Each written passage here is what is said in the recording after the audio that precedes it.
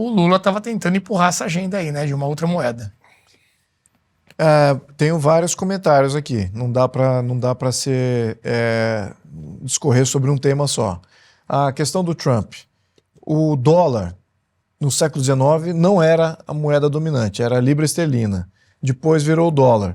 E o dólar atingiu 80% das reservas mundiais. Perdeu de 80% está a 60%, naturalmente. Porque os países optavam por outras moedas, optavam pelo franco suíço, optavam por, na época, o franco francês e outras moedas, a libra esterlina ainda continuava, etc. Então, existe esse fluxo natural dos capitais, né? Escolha natural de qual. Agora, ninguém está escolhendo de forma natural essas moedas que são vinculadas a governos ditatoriais que você não tem um Estado de Direito por trás. Por quê? Porque você não tem transparência dos dados, você não tem confiança nos dados. Então, muito desse aumento do yuan no mundo tem sido conquistado por um poder de barganha que é assimétrico. Eles têm feito contratos aquele Belt and Road e também têm exigido que a troca seja na moeda chinesa. Uhum. Veja que isso gera uma implicação política, né, de uma negociação econômica, mas não é algo voluntário. Não é uma coisa voluntária que você prefere uma moeda porque ela é mais estável, né? E você veja que aquele, acho que é embaixador ou é ministro das Relações Exteriores russo, ele foi muito sério nesse quesito. Por quê? Porque a Rússia, de todos esses países, tem sofrido embargos há décadas. É um país que está isolado do sistema financeiro mundial. Hoje está com endividamento muito baixo, a moeda da Rússia está extremamente estável, é uma moeda... E ele não está propondo uma moeda. Nem ele. Nem ele está propondo, porque ele perderia a soberania de controle que eles sabem que eles têm. Você veja que mesmo no contexto russo, ele não está propondo isso para os outros países. Quem está propondo é quem tem moeda ruim, quem sabe governar mal, como esse o nosso governo. Até como a questão da China. Tudo aponta que a China está maquiando seus números também de uma maneira brutal. E é exatamente por isso que gera essa desconfiança. Então, o comentário do Trump, ele tem um aspecto, dois aspectos, tem vários aspectos, aliás. Tem um aspecto político, porque, de fato, os Estados Unidos, nas últimas décadas, desindustrializou, desde Nixon até agora, vem desindustrializando. Então, os Estados Unidos, nos anos 60 e 70, produzia tudo para todo mundo. Hoje, não mais. E as economias mundiais não dependem tanto de um comércio. Perdão? Hoje é a China. Hoje substituiu pela China. A China também substituiu por outros países na Ásia, assim como a Índia. Então já está tendo uma pulverização da industrialização no mundo e não é nos Estados Unidos. E o norte-americano precisa recuperar isso. Então tem uma defensoria aí para ganhar tempo. Né? Tempo aí para ele rematurar a industrialização norte-americana. Então tem esse aspecto. Tem o aspecto geopolítico. Por quê? Porque a China virando moeda de troca e a moeda dominante de vários países, isso nada mais é do que o início de um comando geopolítico muito mais acirrado. E também de implementação de sistemas que vem acoplado a essa moeda. Vamos lembrar a deficiência do Brasil. O Brasil, ao contrário da Índia, ao contrário da Rússia, ao contrário da China, ao contrário de vários outros países grandes, continentais, que, aliás, mencionei com todos aqui, ou com economia forte, que quer ser um país soberano, eles têm independência de sistemas. O sistema financeiro, por acaso o nosso, os protocolos financeiros são todos o SWIFT. E isso quem comanda não é o Brasil. Uhum. O GPS também não é nosso, não temos satélite praticamente, não lançamos um satélite quando que nós... Aliás, eu perdi aqui a noção de quando que a gente lançou um satélite nosso para fazer o nosso GPS. Não temos. Então nós não temos a nossa rede de telecomunicações.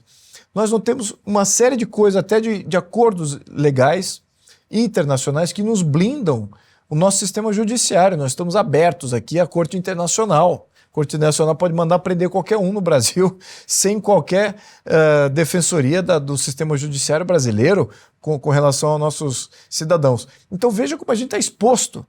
Então dentro desse lodo de dependência que o Brasil está, vai lá o governo brasileiro Parece aquele galo que canta de galo mesmo, né? Que tá com o pé na titica de galinha e fica cantando com o dedo em riste. Olha, nós vamos fazer a moeda única. É uma coisa infantil. É uma coisa infantil, não é o momento. Se fosse fazer isso, vou dar dica aqui, Lula, se você fosse para fazer uma moeda, nossa, e começar a ver a moeda, primeiro você precisa fazer equilíbrio fiscal por muitas décadas. Segundo, você precisa ter independência e soberania de todos esses sistemas que eu mencionei. Você está vassalo, você entregou o país, você entrega o país a qualquer um. Entrega para a Europa, entrega para a China, entrega para os Estados Unidos. Você não tem estratégia nenhuma. Olha que loucura. E aí fica cantando de galo que vai fazer uma moeda que vai mudar essa moeda de base de troca e sofrer ameaça direta de quem comanda todos os nossos sistemas. Podem cortar nosso SWIFT e aí como é que fica? Como é que fica o nosso sistema financeiro? Então veja a irresponsabilidade de uma proposta dessa, de uma ideia sendo ventilada de uma maneira tão irresponsável e infantil como essa do Lula, que coloca o Brasil numa fragilidade absoluta. Agora com o Trump, que nós somos amigos em termos de ideal, né? Em termos de ideal e de viés, mas potencialmente pode ter medidas nocivas contra o nosso país. O Bauer? Eu queria acrescentar algumas coisas no que o Luiz falou. Primeira coisa, o lastreamento no ouro, que terminou em 71, no governo Nixon, definiu o quê? Que a partir de então, a moeda não teria um valor lastreado em ouro apenas, porque não era mais o que se desejava. O que se desejava a partir de então, e até hoje é assim. A moeda tem valor porque ela tem credibilidade. Simples assim. O que significa credibilidade? As pessoas, as empresas, os mercados, os países compram aquela moeda porque elas acreditam que aquele país tem condição de fazer aquela moeda valer. O que significa isso? Ele tem economia forte, ele tem capacidade de investimento em tecnologia, ele tem porta-avião, ele é capaz de ganhar qualquer guerra. Uma combinação de fatores dão credibilidade à moeda. Renato, os chineses têm mais de 3 trilhões de reservas em dólar. Os russos têm reserva em dólar. É tão ridículo essa conversa. Ponto um é esse. O Brasil não tem credibilidade. Tem que avisar o presidente. Não tem credibilidade por quê? Por causa das lambanças que ele faz com a própria economia. Por que a Suíça tem? Por que Singapura tem? Porque você olha os números da economia e não é porque ela tem tudo em ouro, é porque ela tem credibilidade. Esse objetivo é. E o Brasil não tem. Ponto 2. Essa observação do Lavrov. O Lavrov é um dos diplomatas mais competentes no mundo hoje. Mas é competente por causa do nível do seu cinismo, da capacidade que ele tem de ser cínico. É a segunda vez que ele usa o Brasil. A primeira foi aquela que ele pegou um avião, aterrissou aqui e falou: eu tô junto com o Brasil, e saiu. A gente estava no programa já o ano passado. Ele se aproveitou de uma conjuntura brasileira, aterrissou aqui, não deu nem tempo de entrevistar, ele já saiu. E agora ele está usando o Brasil, usando na cara de todo mundo, dizendo que, veja que proposta interessante. Os russos, como foi dito aqui, os russos já fazem. Uma coisa é você fazer comércio bilateral na moeda do outro. Isso já se faz.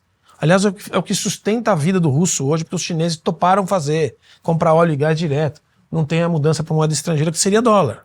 Isso já se faz. Agora, a reserva que o próprio país tem é tudo em dólar ainda. Os dois países, a Rússia e o Brasil também. E agora ele falou, a ideia foi do Lula, hein? Então isso ele fez. Veja, mas é o presidente brasileiro que está fazendo. Pô.